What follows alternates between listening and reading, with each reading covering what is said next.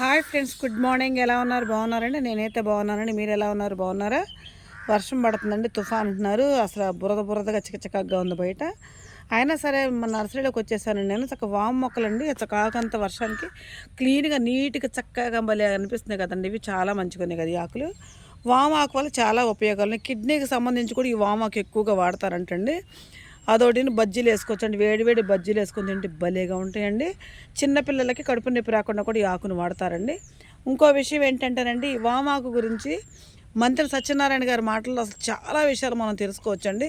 అసలు ఆయన గారు చెప్పడం స్టార్ట్ చేశారంటే సత్యనారాయణ గారు, అసలు ఆరోగ్య రీత్యా డాక్టర్ కూడా పనికిరారండి, అంత బాగా చెప్తారండి వివరంగా. మనకి వివరంగా ఎంత చదువుకోని వాళ్ళకి కూడా అసలు ఈ చిన్న చిన్న చిట్కాలు చాలా మంచిగా ఉపయోగపడతాయండి సత్యనారాయణ గారి మాటల్లో.